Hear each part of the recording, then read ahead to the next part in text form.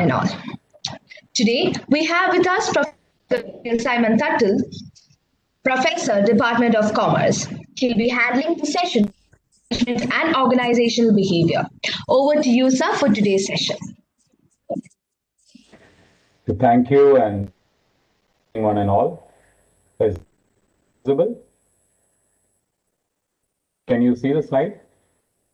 Yes, sir. Yes, sir. Okay, so we are starting with this module on management and OB. Now, those of you who have referred to the find this to be a very vast content because it has topics which start from evolution of management thought. Then you move on to HRM, you move on to motivation, which is paper. Again, you move on to leadership, you move on to learning, then into your OB part of it, theories of learning, group dynamics, work-life balance, job analysis, so on and so forth. So it's very, very wide and very, what do you call it, inclusive in its content. So we can quickly go through some of the heads and terms in it and what it is actually all about.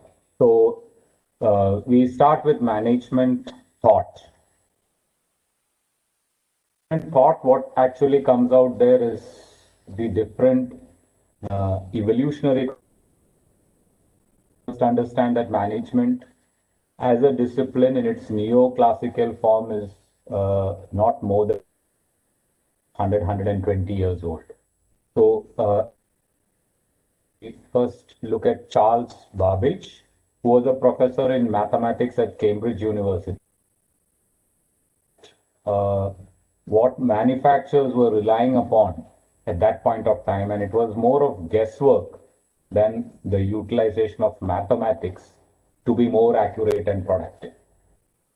This stage of management was manufacturing processes. We are saying that ഇത്രയും chance of success ഉണ്ട്, ഇത്രയും quality outcome കിട്ടാൻ സാധ്യതകളുണ്ട്, and on the basis of that you work out theories. So this said, let us leave alone guesswork and come with some mathematical models and to see how you can become accurate and productive. ഇതിന്റെ ബേസിസിലാണ് പിന്നീട് നമുക്ക് OR വരുന്നതും game theory വരുന്ന all these things coming into management on getting it, making it more scientific and precise.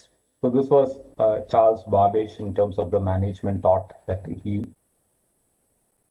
Now Robert Owens, he is regarded the father of personal management, not human resource management,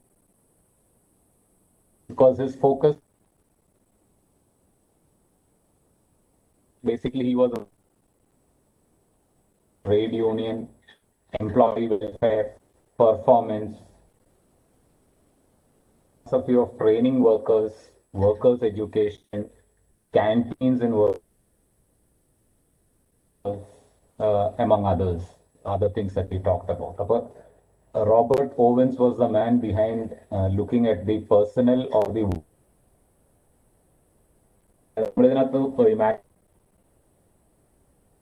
there are certain common things which we need to keep in mind as far as your examination is concerned. Time push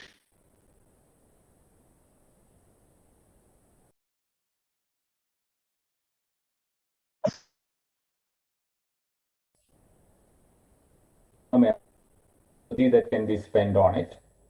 Looking at time study, looking at motion study. Sir, I'm sorry to interrupt. I think the voice is breaking in between. The voice is breaking, sir. Okay. Now it's clear. Still it's breaking.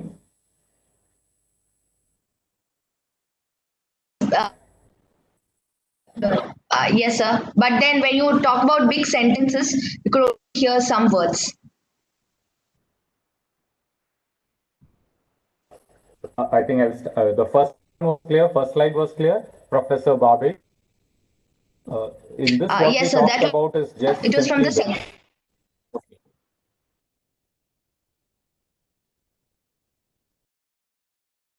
Looked into employees' workplace. And there he introduced the anti work hours and so on. To pinpoint over here is the fact that in the earlier theories of philosophy or management thoughts that we come across, we see management as just means to see how work can be done. So പ്രധാനമായിട്ടും വർക്കിന് orient ചെയ്തിട്ടായിരുന്നു അന്നത്തെ management systems evolve ചെയ്തിരുന്നത്. And the people behind management at that time was basically engineers. Till ജോലി ഇതിനകത്തുള്ള time study, motion study, എനർജിയുടെ expenditure, അങ്ങനെയുള്ള കാര്യങ്ങളും പിന്നെ അവരുടെ വർക്ക് പെർഫെക്ഷനിലേക്ക് എത്തിക്കാനുള്ള മാർഗങ്ങളും they were looking at. So it was not having a very strong social or relationship parameter as it had today. ഇത് ആ രണ്ട് ഭാഗങ്ങളാണ് നമ്മൾ ഇവിടെ കാണുന്നത്. Now we go to the classical theory. Classical theorist ആയിട്ടുള്ള ആൾക്കാരാണ് Emerson, F.W. Taylor, and they paved the way for establishing what is called scientific. Taylor ആണ് father of scientific management, but along with that, ഈ philosophyയോട് ചേർന്ന് and Grant, and what they talked about again was job content.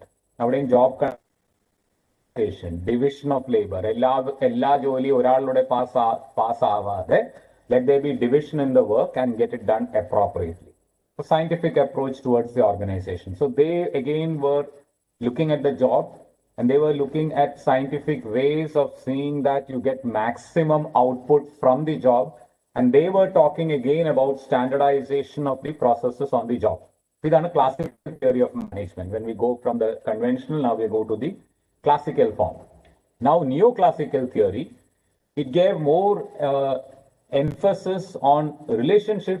It gave more emphasis on employee relationship in the work endpoint. People neoclassical relationship, bandham, social aspects, relatedness, participation, idinokku importance koduthattulla neoclassical theory came up subsequently. Then Max Weber, he talked about a bureaucratic model. It was functional specialization, legal authority, power, hierarchy, ingeneയുള്ള forms ഇതിനകത്ത് വന്നു. That was called the bureaucratic model, and it was by Max Weber. So ഇങ്ങനെയാണ് management തോട്ട്സിന്റെ പല ഫോമിൽ evolve ചെയ്ത്. And then scientific management. Outline, he talked about management or looking at your work, getting more as a science rather than a rule of thumb. ഇങ്ങനെ ചെയ്താൽ അത്ര you're looking at more of it has. Second, you're looking at harmony. It is HA, not HO, harmony, where you're trying to see the relationship is important. You're looking at cooperation rather than individualism. സഹകരിച്ച് കാര്യങ്ങൾ നേടാന്നുള്ള ഒരു concept was coming up. And we were also looking at development of human potential to maximum extent. Now, for science versus rule of thumb, harmony, cooperation, development of human potential, ഇതൊക്കെയായിരുന്നു what Taylor talked about when he brought his philosophy of scientific management. Then Henry Fayol, the father of modern management, he gave his principles of management, which I think is very conversant with all of you. നിങ്ങൾ +2 മുതൽ പഠിക്കുന്ന കാര്യങ്ങളാണ് ഈ 14 principles for your unity of command, unity of direction, esprit corpus, scalar chain. അങ്ങനെ 14 principles which can come under this, which he brought about. Basically, it was focusing on how to do work, how to draw orders from a superior, how to control those who are below, and how to get work done in a most effective manner based on certain principles. അതാണ് 14 principles വന്നിട്ടുള്ള espiritus decorpsum, scalar chainum, ഇതെല്ലാം which come under this. So these are the basic part of curriculum which focuses on the management thought. For management thought, we are just discussing these aspects of management.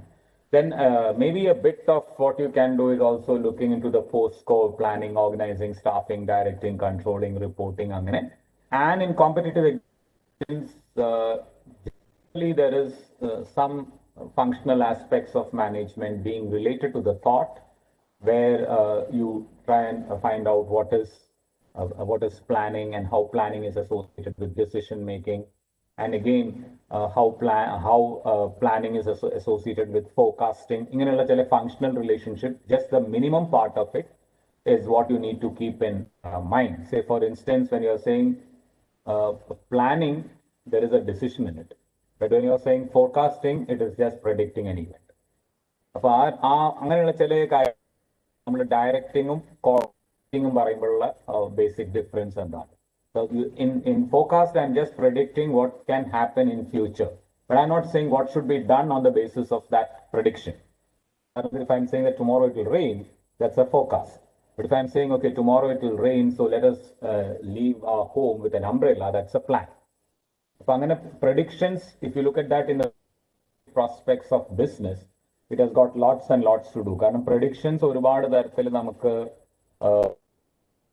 അല്ലെങ്കിൽ HR research, അല്ലെങ്കിൽ in your planning boards, you have lots and lots of predictions which will come out.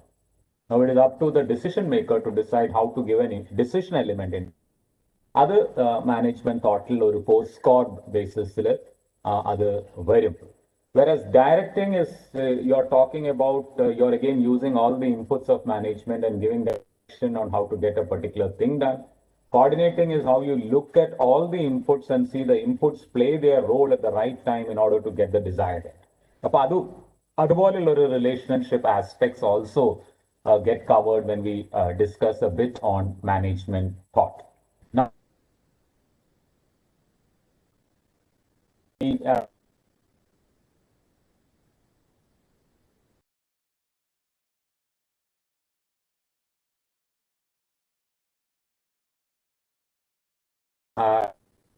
and one by one. Another one is you're saying that it's a great man theory. Even the focus basically is on how a person becomes a leader. അതനുസരിച്ചാണ് ഈ theories വരുന്നത്. അപ്പോൾ ഒരു leader എന്ന് പറയുന്ന ആൾക്കാർ genetically അവർക്ക് ചില ലീഡർഷിപ്പ് കഴിവുകൾ വെച്ചിട്ട് അവർ ജനിക്കുന്നതാണെന്നും, and they are born good. ആ തിയറിയാണ് ഈ great man. People are born as great men with inborn capacities, inborn capabilities to do many things, and they are man theory എന്ന് പറയുന്നത്. അപ്പോൾ ആ ഗ്രേറ്റ് മാൻ ആയിട്ടുള്ള ആൾക്കാർക്ക് ആവാൻ പറ്റുള്ളൂ. ദാറ്റ് നമ്മൾ say are managers born or made എന്ന് പറയുമ്പോൾ നമ്മൾ ബോൺ ആണ് പറയുന്നതിന്റെ പാരലൽ ആയിട്ടാണ് ഈ leadership. Leaders are born, so you cannot make them എന്ന് പറയുന്നതാണ് ആദ്യത്തെ തിയറി. നമ്മളിങ്ങനെ താഴോട്ട് പോകുമ്പോൾ you will see that there is a change in this. അത് ഗ്രേറ്റ് മാൻ തിയറിയുടെ തന്നെ ഒരു എക്സ്റ്റെൻഡഡ് ഫോമാറ്റ് ആണ്. But they are saying, it's not saying that they are born genetically great, but they are having some trait in them. ആ trait അവർ genetically ഉണ്ട്. ആ trait ഉള്ളത് കൊണ്ടാണ് അവർ ലീഡർ ആവുന്നത്. ആദ്യത്തെ നമ്മൾ അങ്ങനെ പെർട്ടിക്കുലർ ട്രേറ്റ് ഐഡന്റിഫൈ ചെയ്യുന്നില്ല. They are basically great. അതിനെ മാത്രം ഫോക്കസ് ചെയ്ത ഗ്രേറ്റ്നെസ് വരുന്നത്. ഇവിടെ രണ്ടാമത്തെ ആസ്പെക്ടിൽ we are saying that it is the certain traits in them. ഉദാഹരണത്തിന് some men have got what do you call very high levels of courage. അപ്പോൾ courage എന്നുള്ള ട്രേറ്റ് കൊണ്ട് അയാൾ ലീഡർ ആവും. അല്ലെങ്കിൽ some people have got very strong levels of confidence. അപ്പോൾ ആ കോൺഫിഡൻസിന്റെ level കൊണ്ട് they become a leader. ചില ട്രേറ്റുകളാണ് ലീഡർ ആക്കി വരുന്നത് എന്ന് പറയുന്ന തിയറിയാണ് ട്രേറ്റ് തിയറി. മൂന്നാമത്തെ theory of leadership talks about contingency theory. It's used in a situation or in a context. അപ്പോൾ ആ വേരിയബിൾ ഉണ്ടാവുന്ന സമയത്ത് ആ വേരിയബിൾ മാനിഫെസ്റ്റ് ചെയ്യുമ്പോൾ ആ വേരിയബിൾ മാനിഫെസ്റ്റ് ചെയ്യാൻ പറ്റുന്നവരാണ് ആ പർട്ടിക്കുലർ ലീഡർ ആവുന്നത്. Say for example, in a place where you need to communicate well, the person become a leader. And if that one variable of communication is what leads you to become a leader. അപ്പോൾ ഒരു contingency വരുന്ന സമയത്ത് ഈ contingency നമ്മളിൽ ഉള്ള ആള് will become A leader. Suppose knowledge ഒരു വലിയ ഫാക്ടറായിട്ട് ആക്ട് ചെയ്യേണ്ട ഒരു സാഹചര്യത്തിൽ നോളേജ് ഉള്ള ഒരാൾ ലീഡർ ആവും. അപ്പൊ നോളേജ് അത്ര വലിയ പവർ ആണെങ്കിൽ പവറിന്റെ ബേസിസിൽ ഒരാൾ ലീഡർ ആവും. So that is what contingency theory talks about. Situation theory പറയുന്നത് ലീഡർഷിപ്പിന് അങ്ങനെ ഒരു കൃത്യം ഫോമാറ്റ് ഒന്നുമില്ല. ഓരോ സിറ്റുവേഷനിൽ ഓരോ സാഹചര്യം അനുസരിച്ച് you become different types of leaders. ഒരു situational I might act in a very democratic way. Where situation in another day, the same person in another day might act in a very autocratic way. In another case, you will be very service-minded. In other cases, you will be very kind. അപ്പോൾ situation അനുസരിച്ച് ആൾക്കാരെ mould ചെയ്യാൻ പറ്റുന്ന ആൾക്കാരാണ് leader ആവുക. അല്ലാത്ത ആൾക്കാർ they will not become leaders. That means I have my own firm straight jacket and I will not change however the situation changes. അങ്ങനെയാണെങ്കിൽ I cannot become a leader. I become a leader based on my ability to customize myself, to adapt, to adopt into the conditions under which I am. In ഓരോ സിറ്റുവേഷനിൽ ഞാൻ ഓരോ രീതിയിലായിരിക്കും എന്റെ leadership manifest ചെയ്യുക. That is called situational leadership and theory എന്ന് പറയാം. Behavioral theory talking നിന്ന് മാറും.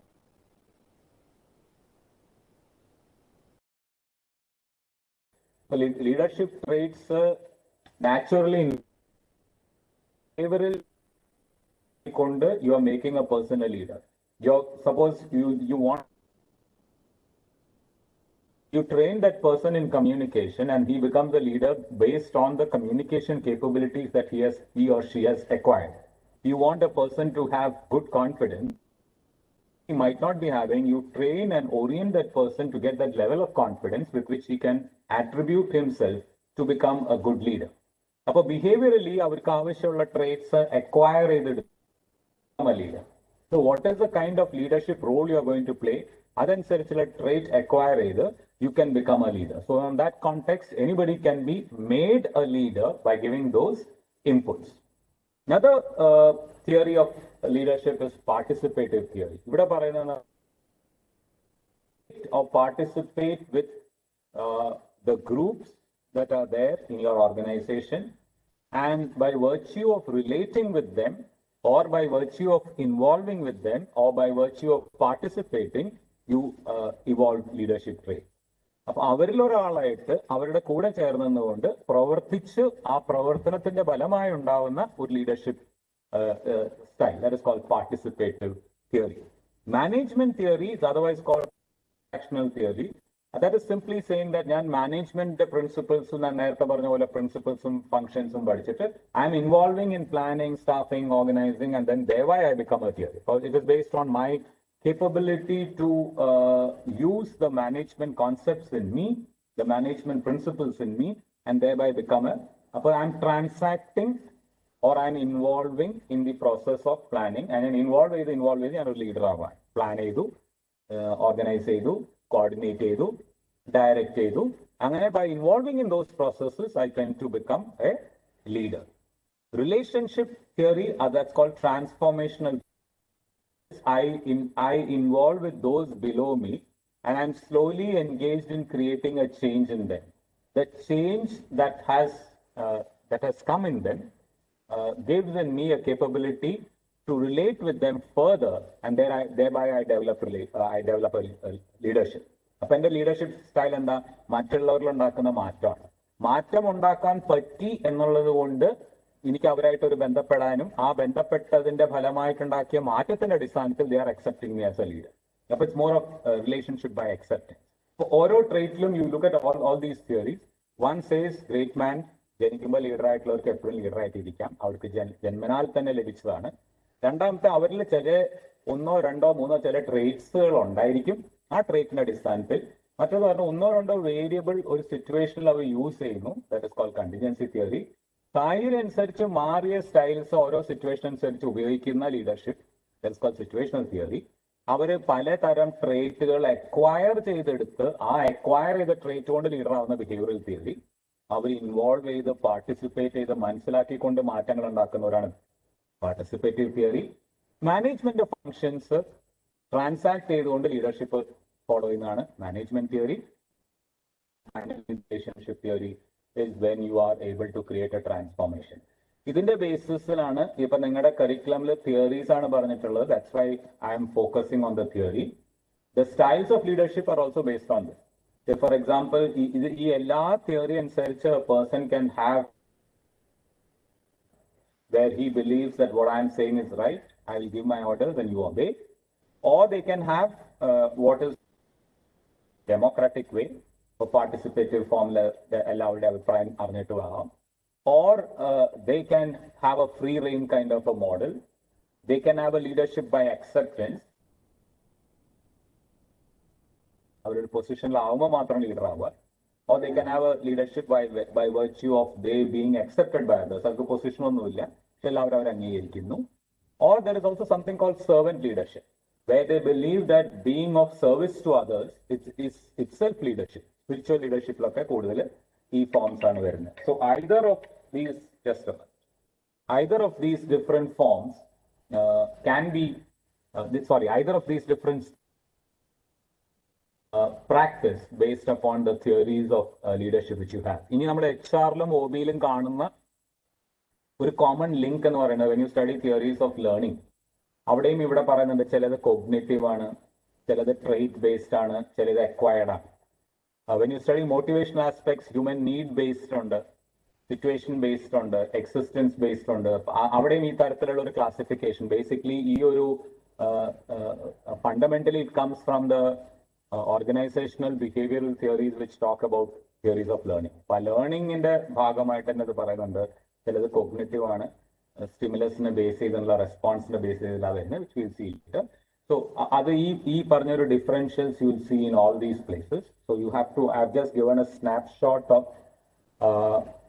what essentially can be covered under each of particular heads. Now similar to this, we also have the theory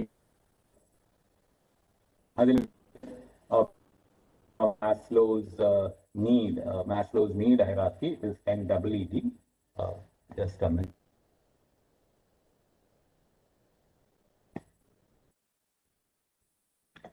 Yeah,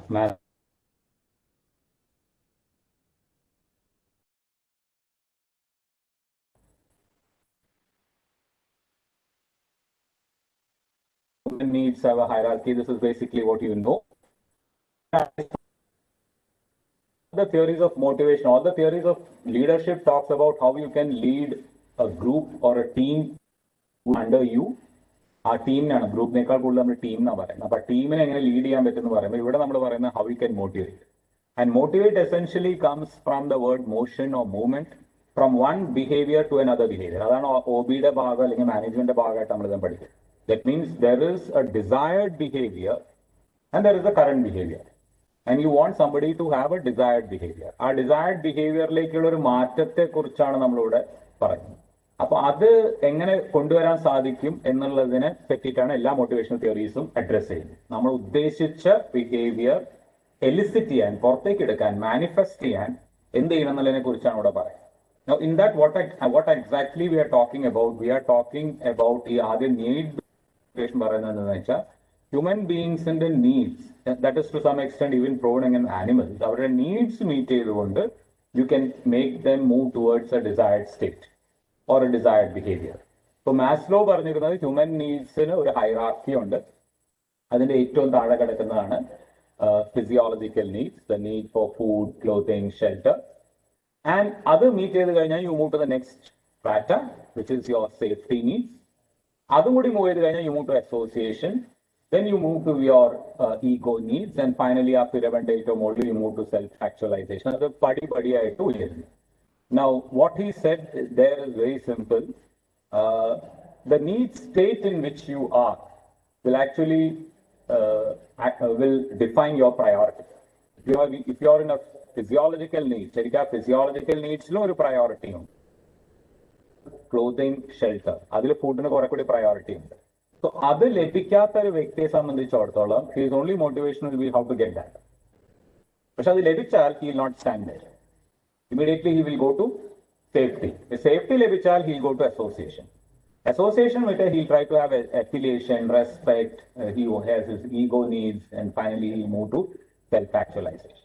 So what he's trying to say there is motivation depends upon the state in which you actually are. And the higher you go up, it becomes more complex. അങ്ങനെ shape എടുത്ത് അങ്ങനെ വരുന്നതായിട്ട് കാണിക്കുന്നത്. അപ്പോൾ base meet ചെയ്യുന്ന ഒരാളെ സംബന്ധിച്ചോളം his only concern is food. So the moment he gets food, something else dominates. Suppose you meet somebody down the street and you ask him, are you happy? സുഖാണോ എന്ന് വെച്ചാൽ he will say that, okay, എനിക്ക് ഭക്ഷണമൊന്നുമില്ല, അല്ലെങ്കിൽ എനിക്ക് ജോലിയില്ല, അപ്പൊ he is worried. So you say, okay, are you happy if I give you food? He'll say, yes, I'm very happy. But that happiness, that motivation will not last. നിങ്ങൾ ഒരാഴ്ച 2 ആഴ്ച കഴിയുമ്പോൾ ചോദിക്കുക, നിങ്ങൾ കഴിഞ്ഞ 2 ആഴ്ച മുമ്പ് ഞാൻ കണ്ടപ്പോൾ ഭക്ഷണം ഇല്ലാതെ നടന്നത്, ഇപ്പൊ ഞാൻ എല്ലാ ദിവസവും നിങ്ങൾക്ക് ഭക്ഷണം അറേഞ്ച് ചെയ്തിട്ടുണ്ട്, ഇപ്പൊ സുഖമല്ലേ? അയാൾ പറയും, ഭക്ഷണം കൊണ്ട് മാത്രമാവാ എന്താവാന്, എന്റെ വസ്ത്രം കണ്ടില്ലേ, എനിക്ക് കിടക്കാൻ സ്ഥലമില്ല. So you again tell him that ഞാൻ നിങ്ങൾക്ക് നല്ല ഡ്രസ്സ് തരാം, നല്ലൊരു വീട് തരാം, അവിടെ താമസിച്ചോളൂ എന്ന് പറഞ്ഞാൽ after 1 month you meet him again you have of his association, എന്നെ ആരും എനിക്ക് നല്ല ബന്ധുക്കളില്ല, അല്ലെങ്കിൽ ആരും അംഗീകരിക്കുന്നില്ല, goes on like that. So what he's trying to say is, എല്ലാ മനുഷ്യർക്കും irrespective of the age, irrespective of the color, caste, creed, or whatever, they all have unfulfilled needs. Whether you are the prime minister, or whether you are the multi-billionaire, or whether you are Bill Gates, or whatever, ആരായാലും ആ unfulfilled needs ഉണ്ട്. അപ്പോൾ ചിലർക്ക് അത് ഭക്ഷണമായിരിക്കും, ചിലർക്ക് safety ആയിരിക്കും എന്നുള്ളത് മാത്രമേ ഉള്ളൂ. But then to motivate them, you should see what is that which remains unfulfilled in them. When you give them that, there is a level to which they move, and that is what is stated by Maslow. ERG Alderfer's theory talks about, ERG stands for existence, relatedness, and growth. So what he classifies is, ഈ basic needs he is saying അത് existence വേണ്ടിയിട്ടുള്ള ചില കാര്യം. Existence meet ചെയ്ത് കഴിയുമ്പോഴാണ് അവർക്ക് relationship, അസോസിയേഷനും അഫിലിയേഷനും ഒക്കെ വരുന്നത്. അത് മീറ്റ് ചെയ്ത് കഴിഞ്ഞാലോ they want to grow. So perhaps in organizations we are not addressing people who do not have their existential needs.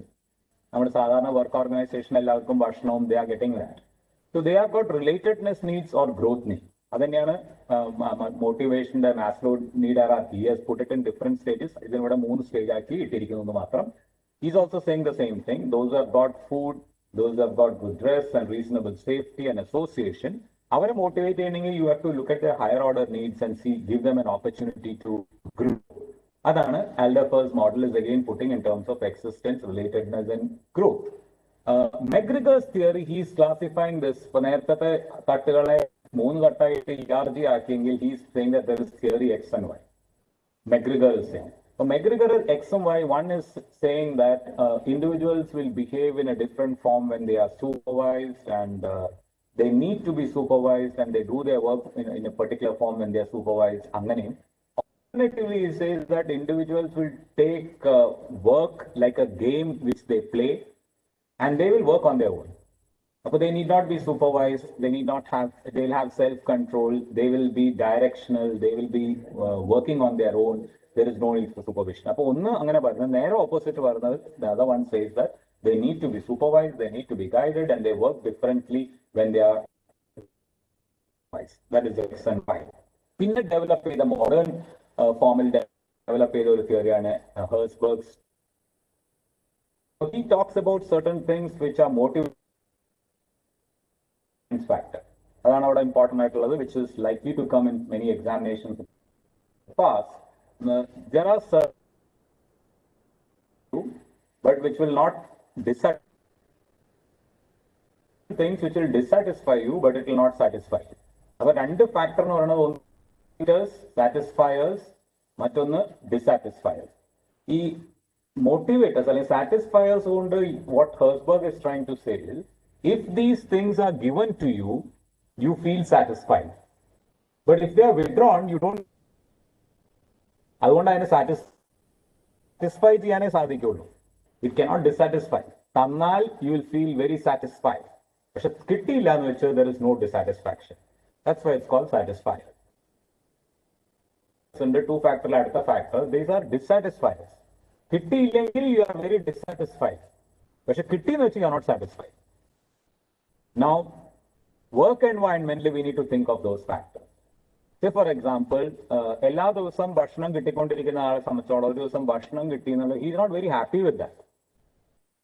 എല്ലാ മാസവും ശമ്പളം കിട്ടുന്നു, ഈ മാസവും ശമ്പളം കിട്ടി, he is not very happy with that, because he treats that or he treats these things as certain basic things which everybody is getting and I am getting. അപ്പോൾ പലപ്പോഴും നമ്മുടെ സ്റ്റാറ്റ്യൂട്ടറി വെൽഫെയർ മെഷേഴ്സും ശമ്പളവും ഇങ്ങനെയുള്ള കാര്യങ്ങളും, it all comes under this category. Everybody is getting, I am getting, there is nothing great in it, and I am not very happy about it. Because I am just getting at par with what any other person is getting. അപ്പോൾ ഇതിനെ ഇയാൾ വിളിക്കുന്ന ഡിസാറ്റിസ്ഫയർ ആണ്. ഇപ്പൊ transportation facility കൊടുത്തു, canteen facility കൊടുത്തു, ഇങ്ങനെ ആനുകൂല്യങ്ങൾ കൊടുക്കുന്നത് അത് കിട്ടിയില്ലെങ്കിൽ I feel dissatisfied. But they are dissatisfied. But കിട്ടിയാൽ I'm not very happy. Dissatisfied. What are satisfiers? I get good service entry, I get awards, I get out of the way promotion, before due inke promotion ലഭിക്കുക, good salary ലഭിക്കുക, rewards and awards ലഭിക്കുക. അപ്പോൾ ഇത് എല്ലാവർക്കും കിട്ടുന്നതല്ല, പക്ഷെ എനിക്ക് ലഭിച്ചു. So I feel very happy. കിട്ടിയില്ല എന്ന് വെച്ചാൽ I'm not dissatisfied over it. So this is what McGregor talks about in two-factor theory. Now, അവിടെ മനസ്സിലാക്കേണ്ട ഒരു important factor is he says that you talk about in satisfaction are generally what comes in relative. നമുക്കൊക്കെ പലപ്പോഴും കിട്ടുന്നതല്ല നമ്മളെ satisfied ആക്കുന്നത്, മറ്റുള്ളവരെ താരതമ്യപ്പെടുത്തുമ്പോൾ, compare ചെയ്യുമ്പോൾ, റിലേറ്റ് ചെയ്യുമ്പോൾ കിട്ടുന്നതിനാണ് എനിക്ക് സാറ്റിസ്ഫാക്ഷൻ ഉണ്ടാവും. If something is withdrawn from me, that is not giving me dissatisfaction. It gives me dissatisfaction when it is given to all and withdrawn from me. When something is received by all, that does not give me satisfaction. I must receive it distinct or different from what others get. അപ്പോൾ relatives ആണെങ്കിൽ അത് നമ്മളൊക്കെ പറയുന്ന സാധാരണ നമ്മുടെ വീട്ടിലൊക്കെ current പോകുന്ന പോലെയാണ്. First thing that we do when supply goes at night, you look into your neighbour's house. ഇതിനാണ് നമ്മൾ അവിടെ നോക്കുന്നത്. അപ്പൊ അവിടെ ഉണ്ടെങ്കിൽ നമ്മുടെ അവിടെ പോയാൽ നമുക്ക് പ്രശ്നം, എല്ലായിടത്തും പോയാൽ we are relatively it's okay with. So it's always a comparison. So what will make you happy is the out of the way or the rewards, the promotions, the recognition, the respect, the affiliation that you get distinct from that of others. That's a two-factor theory. And expectancy theory is talking about what you expect and how you value what you expect. That is going to give you motivation. Now, what we are giving as an intervention for motivation, what you expect from that and what is the value that you attract to that. So I'm giving an offer that, okay, I'll increase your salary by this percentage. പക്ഷെ അതെന്നെ motivate ചെയ്യുന്നത് ഈ പറയുന്ന offer കിട്ടാനുള്ള സാധ്യതയും അതിന് ഞാൻ കൊടുക്കുന്ന മൂല്യം. മൂല്യം is what I call balance or the value and the expectation that I have from it. Now, when I'm saying that I'll give you this if you demonstrate or reveal a desired behavior, but expectation വളരെ law ആണ്, അയാൾ ചെയ്യാനുള്ള സാധ്യത വളരെ കുറവാണെങ്കിൽ then there is no value.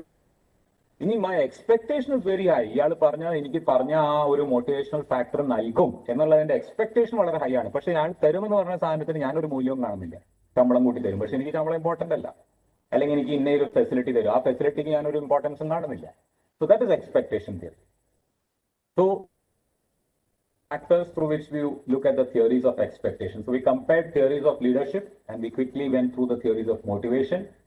Leadership is a demonstration of how you lead to a desired end, whereas motivation is how in a situation you are trying to get a desired action. So remember, all leaders need to be motivated. When motivated, you are not likely to get a desired action. And wherever leadership are important, correlating with them or coexisting with the same is the ability to motivate as well. So personality theories, again, personality is a combination of all your physical, emotional, mental, demonstrated characteristics. അപ്പോൾ അതെല്ലാം കൂടി ചേർന്നിട്ടാണ് your character, the way you communicate, conduct yourself, the integrity in you, ഇതെല്ലാം കൂടി ചേർന്നതാണ്. അപ്പൊ അതിലും ഒരു തിയറി അതേവന്റെ വീണ്ടും it's biological. That means you are what you are on the basis of there in you. അപ്പൊ അവിടെ പറയുന്നത് നമ്മളൊക്കെ ജനിക്കുന്നതിന് മുമ്പ് തന്നെ നമ്മുടെ പേഴ്സണാലിറ്റി അവിടെ it is already there and that is what is there genetically in you. അതാണ് ആദ്യത്തെ theory. It is saying that yes, it is genetic, but there is a lot of things which are acquired from the social milieu, from the society, from the environment. അതും കൂടി additive ആണ്. Plus additive social environment നിന്ന് acquire ചെയ്യുന്നതാണ്. Cognitive theory talks about ഒരു affective theory ആണ്. That means it is biological, it's societal, what you acquire from the society. And above that, it also is the way you think or the way you are made to think in certain conditions. That is I have an effective theory. I have a dominant manifesting certain things based on my thoughts. So that is what we mean when you're saying cognitive theory. Narrative story theory, or another, my personality is a summation of lots of events, lots of incidences, lots of observation. That's why we're saying narrative. ഈ നടന്നു പോയ കാര്യങ്ങള്, സംഭവം, ഇതെല്ലാം കൂടി ചേർന്നതാണ് എന്നെ എന്തൊക്കെ അനുഭവങ്ങളിലൂടെ ഞാൻ കടന്നുപോയി, എന്തൊക്കെ എന്റെ ജീവിത സാഹചര്യങ്ങളിലൂടെ കടന്നുപോയി, അതെല്ലാം കൂടി ചേർന്നതാണ് എന്റെ പേഴ്സണാലിറ്റി എന്ന് പറയുന്നതാണ് your narrative story theory. So this is personality. So again ഈ പേഴ്സണാലിറ്റി ഉള്ള ആൾക്കാരെ മോട്ടിവേറ്റ് ചെയ്യുന്നത് എങ്ങനെയാണ്, ആ മോട്ടിവേഷൻ നമ്മൾ എങ്ങനെ നമ്മുടെ ലീഡർഷിപ്പ് സ്കിൽസ് ഉപയോഗിക്കുന്നു എന്നുള്ള കോമ്പിനേഷൻ ആണ് what we are trying to do under organizational behavior. Now here again you have type A, type B, അങ്ങനെയുള്ള ഫോമിൽ. Also it can, those who are introverts, those who are extroverts, those who withdraw within, those who seek from outside, ഇതെല്ലാം കൂടി ചേരുമ്പോഴാണ് you have your personality traits getting demonstrated. Now we are talking about quality interventions ആണ് അടുത്ത് നമ്മൾ നോക്കേണ്ടത്. Quality interventions, different quality interventions which are actually given curriculum. നമുക്ക് പഠിക്കാനുള്ള quality interventions, what is given in your curriculum is quality circle, Kaizen, 6 sigma. Sigma is the symbol of the sigma which is given here, and TQM is total quality management. വരെ നമ്മള് ആദ്യം നമ്മൾ management തോട്ടിന്റെ evolution പഠിച്ചു ഇവിടെ. Then അല്ലെങ്കിൽ നമ്മൾ അത് കണ്ടു ഒന്ന് ബ്രീഫായിട്ട്. I'm not saying fully learned, but at least we try to look at it. രണ്ടാമത് നമ്മൾ ഈ തിയറീസ് ഓഫ് മോട്ടിവേഷൻ, എങ്ങനെ മോട്ടിവേറ്റ് ചെയ്യാം, എങ്ങനെ ലീഡ് ചെയ്യാം ഹ്യൂമൻ ബീങ്സ് നമ്മൾ നോക്കുന്നു. അപ്പൊ ഹ്യൂമൻ മാനേജ്മെന്റ് തോട്ടിൽ നമ്മൾ ആക്ച്വലി കവർ ചെയ്ത ഭാഗങ്ങൾ was related to the fact that we want, traditional തിയറീസിൽ we wanted work to be done. അപ്പൊ നമ്മൾ അവിടെ ടൈം സ്റ്റഡി, മോഷൻ സ്റ്റഡി എന്നുള്ള കോൺസെപ്റ്റ്, അല്ലെങ്കിൽ തെർബ്ലിക്സ് എന്നൊക്കെ കോൺസെപ്റ്റ് പറയുന്നത് actually it is how to say minimum മൂവ്മെന്റിൽ കാര്യം ചെയ്ത് തീർക്കുക, റെസ്റ്റ് കൊടുത്ത കാര്യങ്ങൾ ചെയ്ത് തീർക്കുക, അല്ലെങ്കിൽ ലേ ഔട്ട് അറേഞ്ച് ചെയ്തുകൊണ്ട് വർക്ക് നന്നായിട്ട് നടത്തുക, അല്ലെങ്കിൽ സാലറിയും ക്യാൻറ്റീൻ ഫെസിലിറ്റിയും ട്രെയിനിങ് ഒക്കെ കൊടുത്ത് എങ്ങനെ കാര്യങ്ങൾ നടത്തിയെടുക്കുക. അങ്ങനെയായിരുന്നു ആ concept. Then we said no, we can create lots of desired traits. അങ്ങനെയാണ് ബിഹേവിയറൽ തിയറീസ് ഒക്കെ, ഓർഗനൈസേഷണൽ ബിഹേവിയറിൽ ലേണിംഗ് തിയറീസ്, കോഗ്നിറ്റീവ് മോഡൽ ഒക്കെ അങ്ങനെയാണ് നമുക്ക് ആക്ച്വലി വന്നത്. Your cognitive theories will talk about a stimuli followed by a response and then a stimuli coming after that. Cognitive theory, I just put it in that your cognitive theory here. See, cognitive theory, there is something called SRS, stimuli theory. That means, suppose you want desired behavior, you give a stimuli to the Bell Pavlo theory like വരുന്ന പോലത്തെയാണ്. നമ്മുടെ even മൃഗങ്ങൾ അങ്ങനെയാണ് നമ്മൾ treat ചെയ്യുന്നത്. We give a stimuli, and to stimuli a desired behavior must be shown, and when that desired behavior is shown, you give a reward. You repeat it this time, and then there is a conditioning that ഇങ്ങനെ ഒരു stimuli വന്നാൽ ഇങ്ങനെ രീതിയിൽ ചെയ്താൽ this comes after. So അതിനെയാണ് നമ്മൾ reinforcement പറയുന്നത്. It can be positive reinforcement, or it can be negative reinforcement through punishment or whatever. So അവിടെ നമ്മൾ what I'm there is ആ ഒരു conditioned. Suppose I'm saying a student is talking in the class. I say stop talking. So that's a stimuli. I'm giving a stimuli. Stop talking. It can be different forms. The student either stops talking or the student continues talking. Now, if the student continues talking, I gave a stimuli. The response or the desired response was the student should stop talking. But the student continues talking. Then I will repeat another stimuli. You either stop talking or I get it, or some punishment. And then I'm trying to elicit the required response. Your SRS reinforcement must come to reinforcement. Suppose I say stop talking. The student stops talking. Response നമ്മൾ ആഗ്രഹിച്ച പോലെ കിട്ടി. പക്ഷെ പലപ്പോഴും നമ്മൾ ഈ SR is not followed by a next S. പിന്നെ ഒരു സ്റ്റിമുലൈ കൊടുക്കണം. അതിനാണ് റീഇൻഫോഴ്സ്മെന്റ് എന്ന് പറയുന്നത്. ആ stimuli I can say thank you, I can say good. When you stop, when the desired behavior was revealed, I say good or thank you. അപ്പോൾ അത് reinforce ചെയ്യപ്പെടുക. So the reinforcing that which is good and removing that which is bad. Cognitive learning theories, we are trying to bring that across. Now, that being the situation, now we come into quality interventions. The quality interventions actually, Kaizen ആയാലും Six Sigma ആയാലും total quality management ആണെങ്കിലും, it all refers at the processes that are involved in creation of a product or a service, and trying to or trying to impart some quality concerns in seeing that those processes are improved. Or in simple terms, it is bringing improvement in the processes which ultimately a product or a service. All organizational, when we put it in a managerial, we are either talking about use of a product or a service. So, there are lots and lots of processes which are going on. That depends upon what the organization is doing. If it is a teaching organization, it will be teaching, learning, extension, research, continuous assessment. This is the process. For a car manufacturing organization, there will be lots of things like procuring raw materials, storage, cutting, fitting, painting, assembling. Processes. And output like we want to see that a desired benchmark quality is attained. Now, benchmark quality attain achieve what all things you do is basically what we are bringing under the wide umbrella called quality intervention. The quality circle and quality. These are quality circle. Kaizen is basically the Japanese origin, because HR concepts in terms of quality came from the Japanese, because most of their organizations got terribly affected after the dropping of the atom bomb, and there was a need for rebuilding their organizations. And then quality conscious side. Aditya quality circle, it's a voluntary group of people, maybe 3, 4 under 10. Voluntary force the formula. They come together, and in periodic intervals they meet on looking at certain day-to-day processes in which they are engaged in their organization, and trying to spell out certain means through which they can bring about some improvement over there. And quality circle.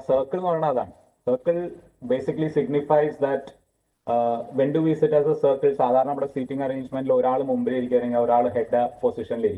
That's circular. Circle indicates that all are equally important. All are equally important does not mean that all have the same designation or same power. But each circle voluntary manager, supervisor, worker. But this വേദിയിലേക്ക് വരുമ്പോൾ അവർ ഒരുമിച്ചാണ് ഇരിക്കുന്നത്, തുല്യരായിട്ടാണ് ഇരിക്കുന്നത്. അതുകൊണ്ട് they have a circular form, and look at different processes in which the organization is involved.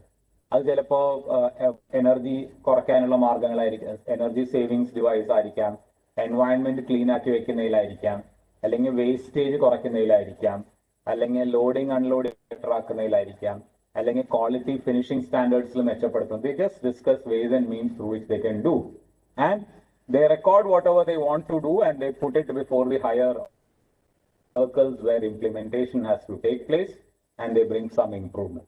ഇതിനാണ് quality circle എന്ന് പറയാം. ഏതാണ്ട് സിമിലർ ആയിട്ടുള്ള ഒരു സാധനം തന്നെയാണ് kaizen. It comes from a Japanese word. I means change, and then means improvement or betterment. A change for improvement or change for betterment is what Kaizen actually signifies. Vendi nelakolunnaanu Kaizen. Idum oru voluntary board aanu. The members come together and they say that let us create a change in the organization in which we work, bring out that philosophy for betterment. Six Sigma, it is a symbol sigma, a statistical sigma, a normal distribution, all the processes which go in creation of a product.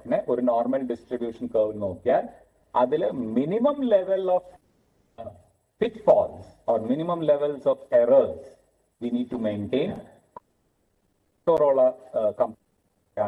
Actually one, and they start looking at the ways, means, and processes through which they follow this, and minimal itinerary, philosophy is what actually is called Six Sigma. Sigma stands for the symbolic statistical representation, and it actually represents minimizing, keeping at a minimal pace the waste stages or the errors or the pitfalls which can come in the process. All these systems are basically looking at how to minimize the probable deviations that can come from quality. Benchmark standards under benchmark quality parameters under all these things are talking about. Now, isn't it a summation on what we mean when you're saying TQM? Total quality management. Now, you're looking at all the functions and services that go into an organization and trying to create a summation of the whole thing, or you're trying to build a system for a summation of all the processes, support service, employees engaged in order to deliver something to the best of the satisfaction of the end user. Beneficiary ki paramavadi satisfaction kittunadinu vendite ella services employees staff engage ചെയ്യുന്നതിനെ ഒരുമിച്ച് കൂട്ടി അതിനെ ഒരു systemic സിസ്റ്റത്തിൽ കൊണ്ടുവരുന്നതിനാണ് systemic ഫ്രെയിംവർക്കിൽ കൊണ്ടുവരുന്നതിനാണ് total quality management. Now, what is talking about? You can have quality in certain dimensions. You can have quality in certain segments, but this need not always reflect what we actually call total quality. So suppose I go to a restaurant, I might like one of the dish which they serve. I might say of quality. Nalla taste under, nalla quality. Tanna or product nalla quality. But what will happen if the ambience in which that restaurant is maintained is not clean, or the way this man has rendered the service is not, or the time that it takes to deliver the product is very long? അപ്പോൾ ഇവിടെ നമ്മൾ പറയുന്നതിൽ ഈ പ്രൊഡക്റ്റിൽ quality ഉണ്ട്, പക്ഷെ അയാൾ പെരുമാറിയ രീതിയിൽ അല്ലെങ്കിൽ അവിടെ ക്ലീൻലിനെസ്സിൽ this is not TQM.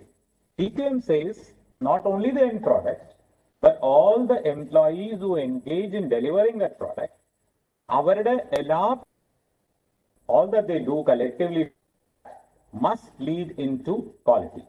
അപ്പോൾ TQM ഒരു സിസ്റ്റമാണ് to ensure that all the segments, all the parts in which employees and in an organization moves collectively towards the desired end to attain that given level of quality.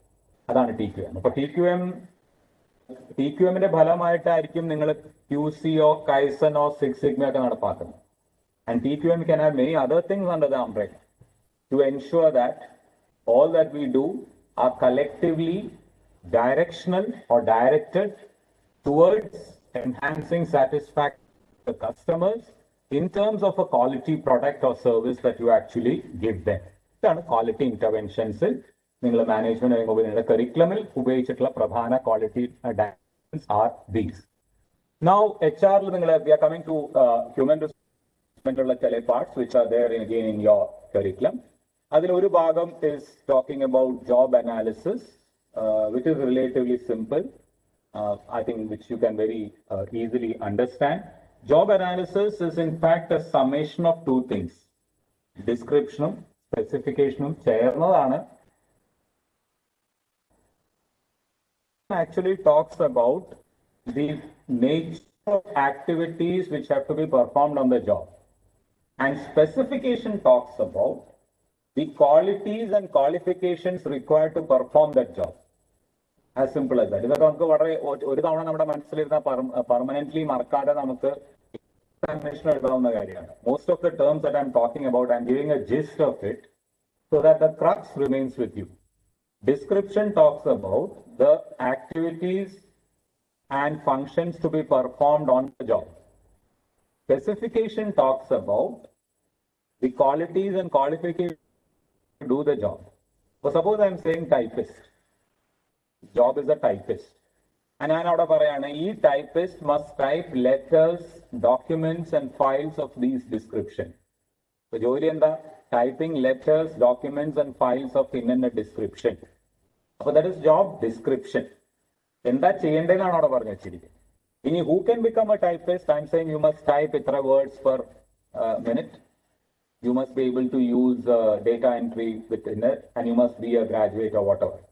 So, you degree avanam, ningalku itra speed type cheyan kazhiyanam, ningal lower parisha, higher parisha, whatever, some qualification parameters number. That is just എന്ത് കഴിവും എന്ത് qualification ഒക്കെ ഉണ്ടാവണം എന്ന് പറയുന്നതാണ് specification. എന്ത് ചെയ്യണം, എന്തൊക്കെ കാര്യങ്ങൾ അതിനകത്ത് ചെയ്യണം എന്ന് പറയുന്നതാണ് description. Now, in the analytical perspective, examination perspective, which becomes more complex, at times, higher you go in the hierarchy, you will find that this categorization between description and specification becomes a bit complex. In a typist, very clear. A sweeper, I sweep in a salta sweep in a qualification, madam, clear. But when I'm saying a manager, a branch manager, I am not cross and I'll Yogeda, can I say it's just an MBA or MBA with certain skills, or what is that skill as specific outcome? Those elements are not very clear on that. Higher up you go the organization, the description becomes a bit complex and specification becomes more on actions which have to be performed. Qualification down, you must have that degree can down. But it becomes more specifically when it is multitask situations, you have this problem relating to deciding the description and specification. Simply analysis or description, specification, decide here. Description is the task to be performed, specification is quality and qualifications which are required actually to perform that particular task. Now, loading jobs. This is curriculum, something is very important. There are two terms are in the job enlargement, job enrichment. Job enlargement is horizontal loading, and horizontal line moves like this. It's a horizontal movement. And enrichment is a vertical movement from bottom to the top. You move vertically.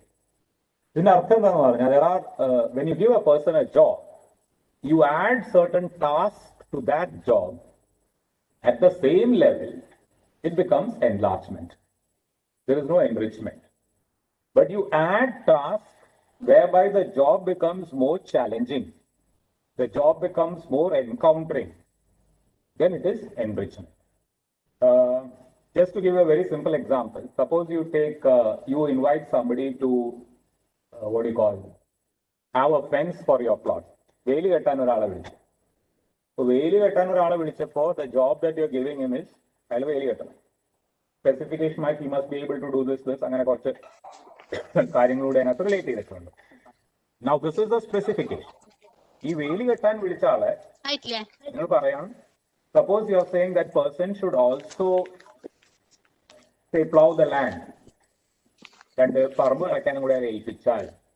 Now, this is not increasing his status. This is not making his job limited. That is only enlargement. You job load but horizontally load. If you just remember the word horizontal, enlargement പക്ഷെ നിങ്ങൾ വെയിൽ കെട്ടാൻ വിളിച്ച ആളെ ഞാനോട് പറയാണ് എന്റെ പ്ലോട്ടിൽ ജോലി ചെയ്യുന്ന വേറെ 2 ജോലിക്കാരുണ്ട്, അവരെ നിങ്ങൾ സൂപ്പർവൈസും കൂടി ചെയ്യാൻ പറഞ്ഞാൽ that is vertical loading. You are loading the job vertically. അയാൾക്ക് കൂടെ ഒരു സൂപ്പർവൈസറി ജോലിയും കൂടി കൊടുത്തിരിക്കാം. ഒരു ക്ലറിക്കൽ ആളെ സൂപ്പർവൈസറി ടാസ്കും കൂടി കൊടുത്താൽ that becomes vertical loading of the job, which makes it more challenging, which improves the status. Upper job enrichment, vertical loading on it. It gives more challenge, it gives more status, whereas job enlargement, task of the person does not change. Now, quality of work life and work life balance, two things which are there again in this particular module. Quality of work life is ensuring quality outcomes in work situations. In a work situations, you are ensuring quality outcomes. We want certain outcomes to happen. What are those quality outcomes? Or how do you say that these outcomes are of quality? you call them quality outcomes, or you say they are of quality, basically in terms of the validity that it provides. And what do you mean by validity? How impressed or how satisfied the beneficiaries are in terms of what they get from that. അപ്പോൾ quality of work life നമ്മുടെ quality of work life എന്ന് പറഞ്ഞാൽ ഞാൻ ചെയ്യുന്ന ജോലി എൻ്റെ ജോലിയിൽ നിന്നുള്ള ബെനിഫിഷ്യറീസ് ആരാണോ അവർക്ക് ലഭിക്കുന്ന വാലിഡിറ്റിയാണ്. I'm saying that my work is of quality. It means that whatever I have done is appreciated, is acceptable to the person to whom I have given the outcome. For ഓരോരുത്തരും outcome കൊടുക്കുന്ന different ലെവൽസിലായിരിക്കാം. A teacher might give it to the student. A painter might be giving it to the product that he has painted. The packer might be giving it to the packing department in terms of what he has packed. അങ്ങനെ ഓരോരുത്തരും ചെയ്യുന്ന കാര്യങ്ങൾ അവരവരുടെ കോണ്ടെക്സ്റ്റിൽ they are looking at the outcome that they are actually providing and in the work situation in which they are. This is called quality of work life. And that quality is HR, because of paucity of time, I'm not going into that. It is all based on the supportive environment in which we are, the kind of supervision, the kind of quality standards, and quality interventions under which you operate. ഇതിനെല്ലാം collectively base ചെയ്തിട്ടുള്ള ഒരു ഫാക്ടറാണ് what we are talking about in terms of quality of work life. അപ്പോൾ അതെല്ലാം കൂടി ചേർന്നാണ്. But by and large, it is driven by the inner urge within us to transform, to see that we demonstrate the quality in every small action that we do in terms of what is benchmarked. ചെയ്യേണ്ട കാര്യങ്ങൾ എങ്ങനെയാണെന്നുള്ളതിന് ഒരു bench mark of standard ഉണ്ടാകുമ്പോൾ ആ സ്റ്റാൻഡേർഡിനെ base ചെയ്തുകൊണ്ട് I'm looking at myself, I'm examining myself and I'm trying to deliver on that particular line. Work-life balance, it is addressing work-life conditions with other work-life commitments or involvements which we have. So, namukku work life undaയിരിക്കും. You will have a personal life, you will have a family life, you might have a societal life, you might have a spiritual life. So, addressing life conditions with other life conditions into which you are. That means we need to give us for all the entities that are actually within us. So, many cases we find people who are perhaps very good work alcoholics or very good, people who deliver good content in their work environment.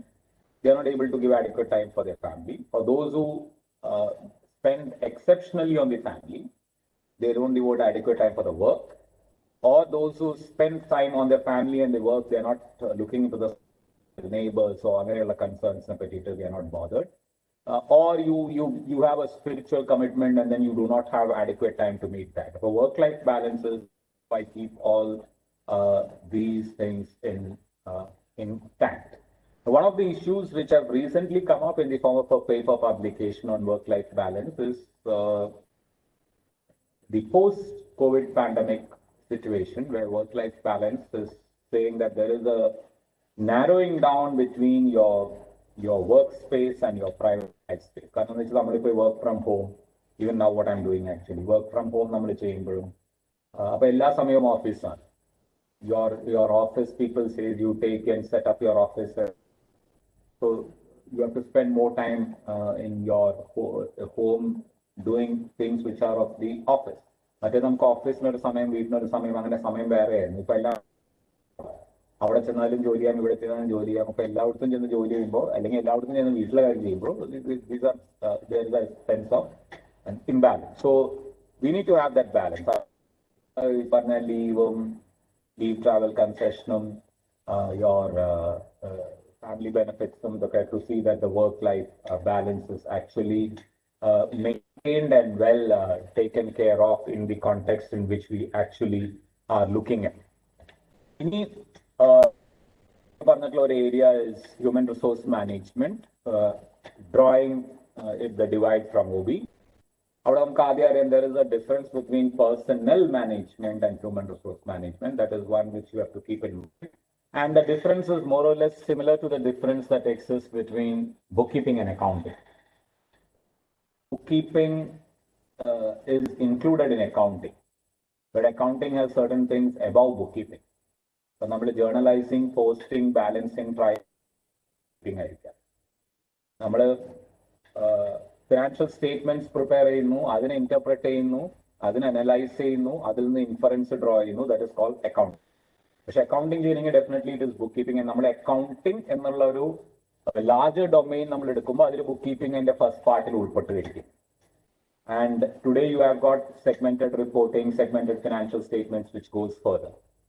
അതുപോലെ മാനേജ്മെന്റിൽ personnel function അടങ്ങിയിരിക്കും. Conventionally, we used to use these terms interchangeably. If a personnel in the functional, it gets confined to what we have put here as recruitment, selection, bit of training, wage, salary administration, okay, personal. Recruit here, select here, induct here, wage, salary administration, set a course training in the area. Developmental issues comes under human resource management. That is where we started from when we talked about the concepts of management or management thought. ആദ്യ കാലത്ത് human resource management എന്ന് പറഞ്ഞാൽ basically personal ആയിരുന്നു. അവിടെ തിരഞ്ഞെടുക്കുക, select ചെയ്യുക, source കണ്ടുപിടിക്കുക, എവിടെ നിന്ന് കിട്ടും. Then you select them, then you induct them, then you look at their wages, their salary administration, their welfare, അവർക്ക് ക്യാൻറ്റീൻ കൊടുക്കുക, എഡ്യൂക്കേഷൻ കൊടുക്കുക, training, some type of job training. അപ്പൊ ആ സമയത്ത് കൗൺസിലിംഗ്, മെന്ററിംഗ്, മോട്ടിവേഷൻ ഇതൊക്കെ ഡെവലപ്മെന്റിൽ വരുന്നത്. These things were not considered at that point of time. Our activity was fundamentally confined.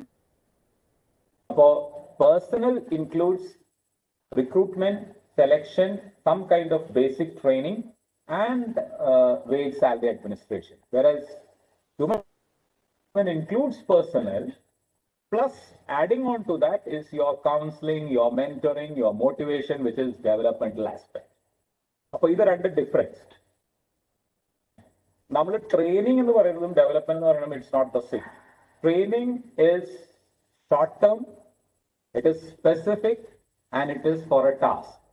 With training, or fitter training, either fitting bunny, plumber training, plumbing bunny, electrician training, electrical bunny. So it's all to do a task. It is short term, it is end driven, it is task driven. And basically you're orienting perform that given task. That's training. But when we personality change, transformation, our motivate, our thinking, our provide, our counseling provide. It's a long-term change that you're looking into. And that is what we mean by development. And human resource management today, behavioral change, trait imparting, acquisition of right path, leadership traits. So this is the example that we are talking about today. Training and development, personal HR, I have put so many of these concepts together when I'm illustrating in this particular session.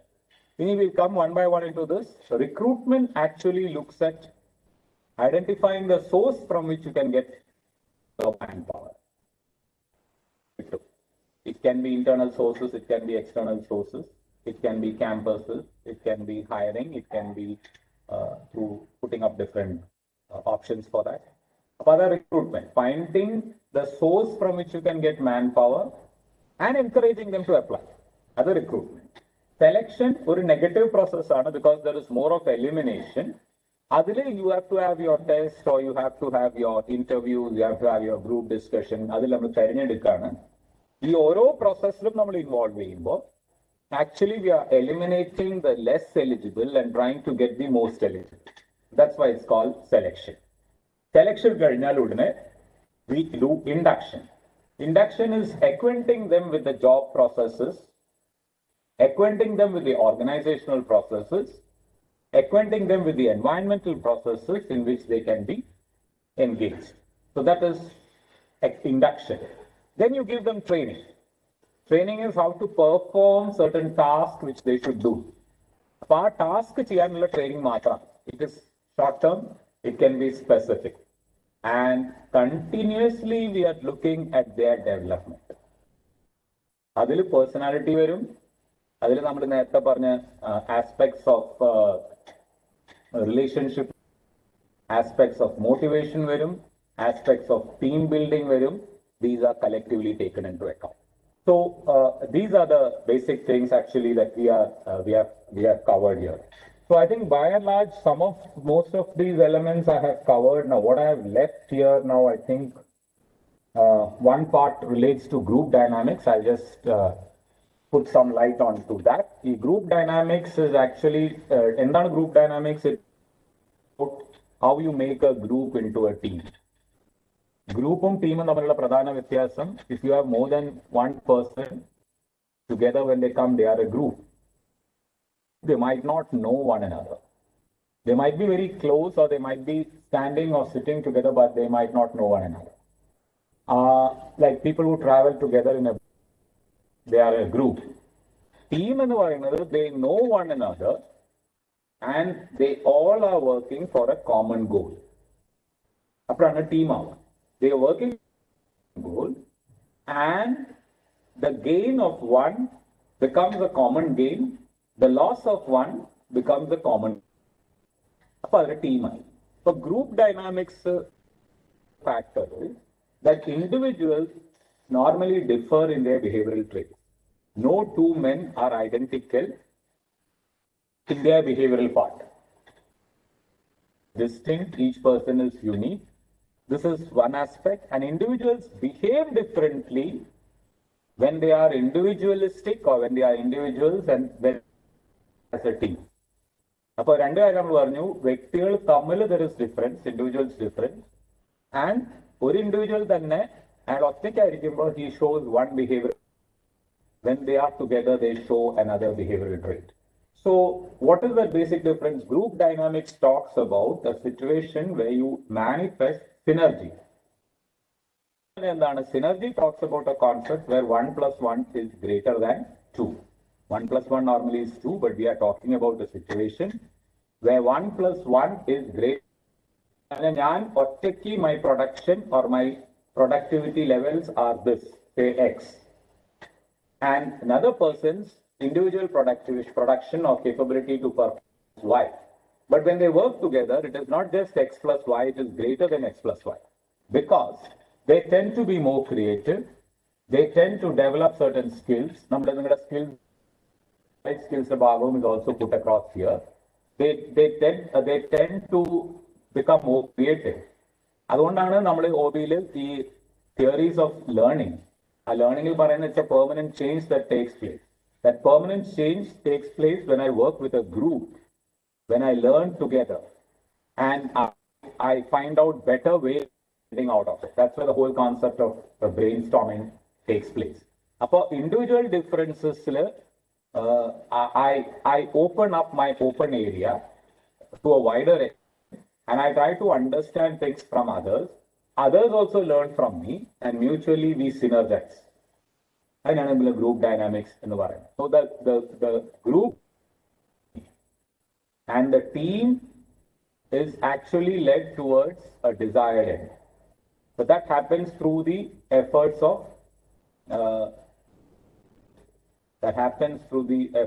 of motivating others through the theory that we have seen, and that happens through the process of learning. The learning level, we certain things, we relearn certain things and build upon that. So this is the philosophy of group dynamics that we have to actually cover in this. So these are, by and large, some of the things that we have, which is given in your curriculum. I've not put a slide on that, but I'll just talk about it. It talks about a systems approach. The systems approach in management is related to what actually we call as a system. System system, all of you are sitting before a computer or a laptop or a mobile. It is a system. And then a system, there are some devices which are input devices. You have a CPU and we have certain output devices. Your visual display will be an output device. Printer will be an output device. CPU is a processing device, and you have some input device. Your keyboard or input device. Now all follow a system. These systems approach and everyone work by receiving certain inputs, by engaging in services, and seeing that it gets converted into an output. ഇതിലാണ് എല്ലാ organisations ഈ ഒരു പ്രോസസ്സിലാണ് engage ചെയ്തത്. Now systems, we have to examine the sustainability of the system. എല്ലാ ഒരു ഹോസ്പിറ്റലായാലും ഒരു പക്ഷെ ഒരു ടീച്ചിങ് ഇൻസ്റ്റിറ്റ്യൂഷൻ ആയാലും ഒരു കാർ മാനുഫാക്ചറിങ് യൂണിറ്റ് ആയാലും ഒരു സോപ്പ് മാനുഫാക്ചറിങ് യൂണിറ്റ് ആയാലും they are all engaged in this. അവർ കുറെ റോ മെറ്റീരിയൽ ഉണ്ടാക്കുന്നു, കുറെ പ്രോസസ്സിൽ എൻഗേജ് ചെയ്യുന്നു, ഫിനിഷ് ആക്ടിവിറ്റി. അല്ലെങ്കിൽ college ആണെങ്കിൽ they take students, they engage in some processes and they create graduates. So input-output relationship is there everywhere in almost all the systems that we follow. But through behavioral changes, you can enhance the productivity levels of your employees and thereby ensure that they engage in quality processes in the system. അതിനാണ് നമ്മൾ QC കണ്ടേ, കൈസൺ കണ്ടേ, അവർ തന്നെ engage ചെയ്യുന്നു, അല്ലെങ്കിൽ system driven ആയിട്ടുള്ള quality സ്റ്റാൻഡേർഡ്സിൽ engage ചെയ്തുകൊണ്ട് they ensure that and they see that they create better output. അവരുടെ പ്രോസസ്സ് കുറച്ചുകൂടി റിഫൈൻഡ്, കുറച്ചുകൂടി ആയിട്ട് വരുന്നുണ്ടോ എന്നുള്ളത് they are examine. Now when they are doing that, how do you ensure the sustainability of the system? The sustainability of the system is based on how fast or how quick the output from one system becomes the input of the next system. Creative, it must get observed by the next system. In an educational institution, if we teach about entrepreneurship, if you're creating graduates for employment, employed fast. If you're creating graduates for higher education, how many of them get into higher education? If you are creating cars, get how fast the customers buy the car. If you have created some service for a particular group, how fast they are using the service. So our turnover, the pace with which you have the turnover, and so our system output create another system in the input time. That is what is actually talked about when we are looking at the systems approach, or when we are talking about use of systems in our process of HR. So the whole dynamics of management, what is covered here is management, behavioral change, which happens in organizational behavior through behavioral interventions of leadership and motivation, and again through use of theories of learning, or engaging in the processes of transformation. അവിടുന്ന് human resource managementലേക്ക് നമ്മൾ പോകുന്നത് എല്ലായിടത്തും we are trying to see how we can have a better quality by using human skills. Our human skills എന്താണ്? Ability, the knowledge acquired into practice in a given context. Then our skillful use എന്ന് പറയാം. നമ്മളിപ്പോൾ suppose I learn motivation, I should be able to motivate. Suppose I learn leadership, I should be able to lead. Suppose I learn communication, I should be able to communicate. About contextualization of what you have learned, ability to enact, ability to give meaning and life to what you have learned. അതാണ് നമ്മൾ യഥാർത്ഥത്തിൽ ഈ ഡൊമൈനിൽ പഠിക്കുന്ന through the different theories that we have actually covered. അപ്പോൾ ഈ ഒരു what do you call? I have just given a basic snapshot or a brief into what we have actually covered. We have perhaps another maybe 5-10 minutes, but I have another section actually, so I don't know how much time I can give. So this is basically what we are actually trying particular session. So with that I'm concluding my session. So this is, as I said, it's a very vast area. It's a very vast area in terms of looking at how we can actually complete this off. It is നമ്മുടെ ഒബിയുടെ ഒരു ഭാഗമുണ്ട്, management തോട്ട്സിന്റെ ഒരു ഭാഗമുണ്ട്, ലീഡർഷിപ്പിന്റെ, ഇതൊക്കെ ഓരോ സെമസ്റ്ററിന്റെ ഓരോ ടോപ്പിക്കാണ്. അപ്പൊ ഇത് since it's given in A competitive examination, ഇതിന്റെ ഫണ്ടമെന്റൽസ് ആയിരിക്കും നിങ്ങൾ നോക്കേണ്ടത്. ആ ഫണ്ടമെന്റൽസിന്റെ ടേം ലീഡ്സ് ആണ് നമ്മളിവിടെ കവർ ചെയ്തത്. and our term leads to your inner understanding undengil, I think you will be competent enough, you will be confident enough to answer the questions which come out over there.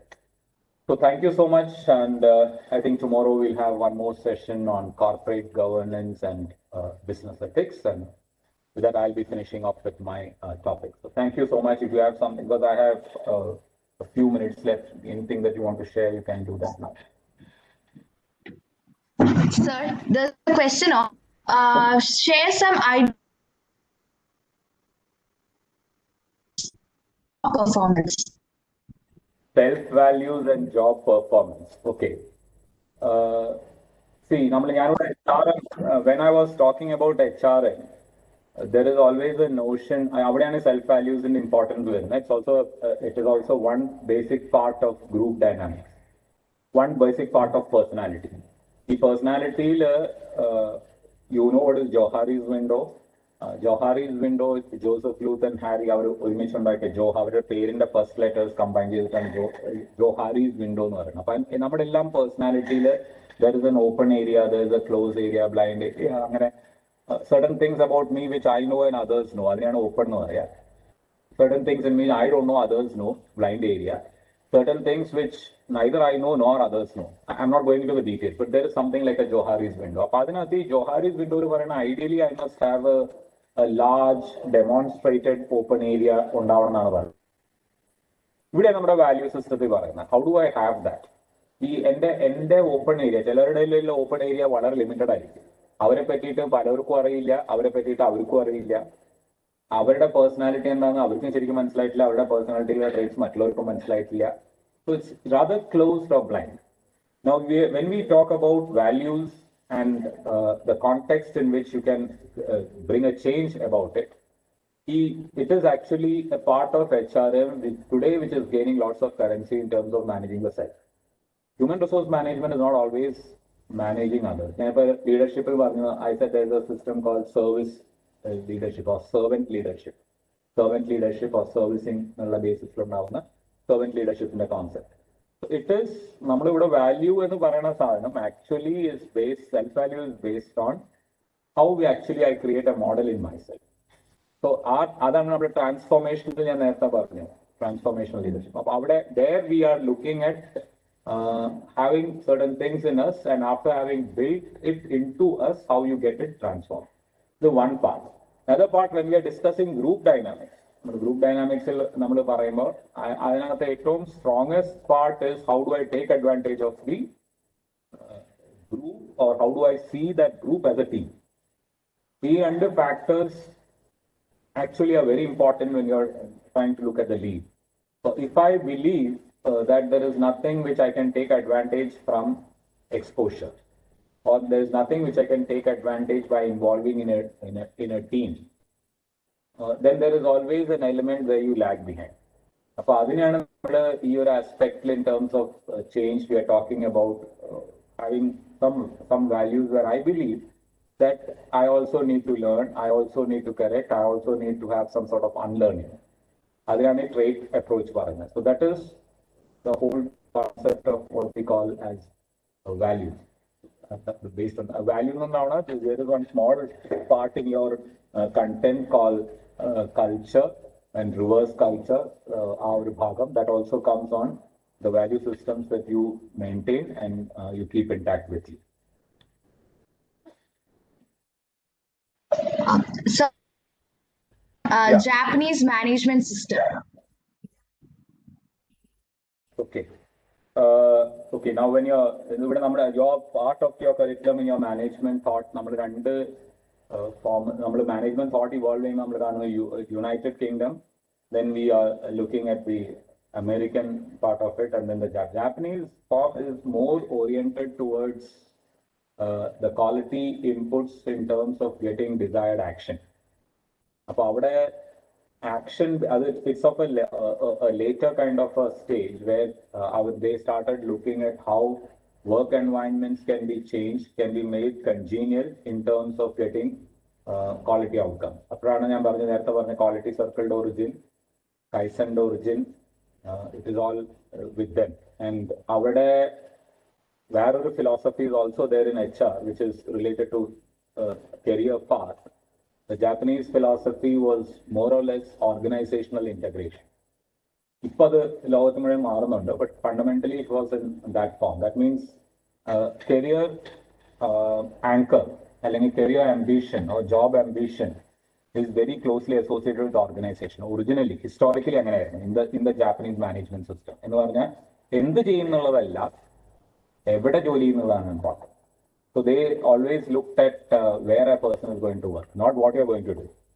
Whereas the American philosophy is always on what you're going to do. If I'm a software engineer, I must grow as a software engineer to maximum possible levels, and for which I might look into different organizations. Software engineering and software engineer paramavadi സഹായിക്കുന്ന ഒരു organisation ഞാൻ ചേരും, അവിടുന്ന് കുറെ experience കിട്ടും, വേറെ ഓർഗനൈസേഷനിലേക്ക് പോകും. അങ്ങനെ ഞാൻ കണ്ടിന്യൂസ്ലി സ്കെയിൽ ആവും. Because I am interested only in my functional anchor. I'm not in the organizational anchor. Whereas our philosophy is the other way around, where they're looking at the they're looking more at the organizational anchor. Appa aa philosophy vechittu they are very strongly blended with the organization. Appa avade eniki even if I don't get an opportunity into what I'm looking at, if I get another opportunity, I will take it. Or after my retirement, if I'm not competent to do that task, I still will look for another task within the same organization. Appa avade our blending is very strong. This is one aspect. And their voluntary exercises in terms of promoting quality interventions for change is more strong in the Japanese context. അതുകൊണ്ട് group dynamics, quality circles, Kaizen, ഇങ്ങനെയുള്ള philosophy gets more integrated into their practicing systems.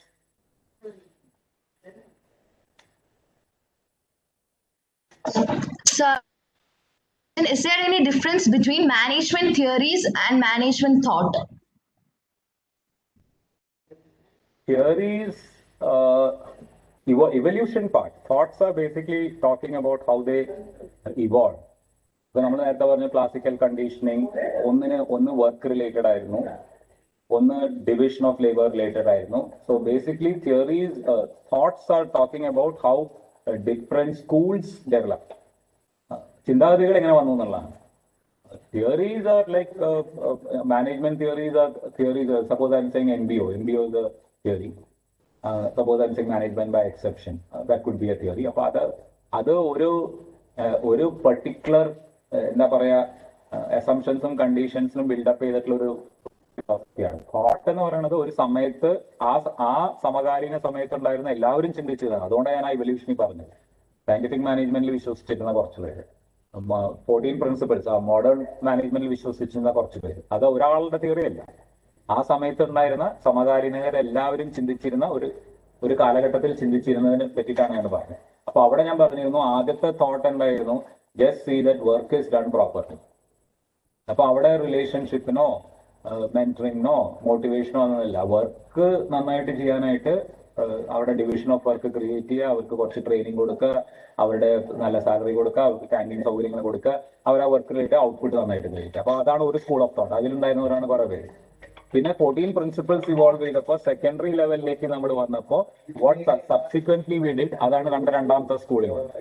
Then developmental school വരുന്നു. അപ്പൊ thoughts എന്ന് പറയുന്നത് ഒരു പീരിയഡിൽ മാനേജ്മെന്റിനെ പറ്റി evolve ചെയ്തിട്ടുള്ള ഒരു ചിന്താശൈലി. ആൻഡ് തിയറീസ് എന്ന് പറഞ്ഞാൽ അതിനകത്ത് തന്നെ there are different theories. ഇപ്പൊ ലൈക്ക് ടേലറുടെ പ്രിൻസിപ്പിൾസും principle wise there are some difference. അത് കഴിഞ്ഞ് പീറ്റർ ഡ്രക്കറുടെ management by objective principle, those are theories. സമകാലീന സമയത്തുണ്ടായ ചിന്തകളാണ് thoughts that we are talking about.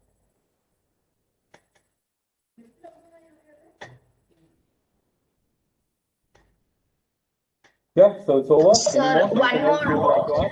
Sir, one more question on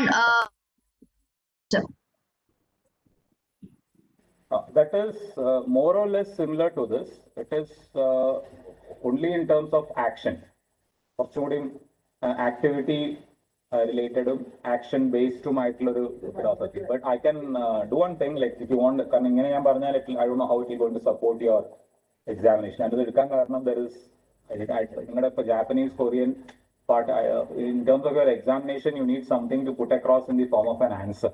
So ആ ഒരു ലേക്ക് പറയണമെങ്കിൽ I need to have some more points assimilated into that. So that perhaps I can make it in your next class, I can give you a brief material or maybe 1 or 2 slides on the key features of it. And the organizational, organizational anchor, quality concerns, more or less similar with action based. I can add on to that and give you a writing on it, because I don't know how much it will be helpful for your examination. So that I'll be giving you. Tomorrow I'll be. Sir, the list of reference books. Just that one more was there. Okay.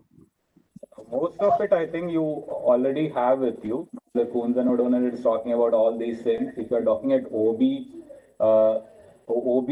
Robinson's book is good. You have otherwise all the books on general readings on management, which are Peter Drucker's book is there, Coons and O'Donnell is there. All these talks about general management. I don't think management in OB OB content OB strong. It's more related to general management. Resource management and general management. That is Coons and O'Donnell management thought to management principles. Plus human resource management. You can take any human resource management books. Edwin Flippo, personal management or human resource management. OB content is only basically looking into theories of learning and organizational change. That's the OB content is only 3 or 4 reads. And entries. Others will be basically general management as well as human resource management.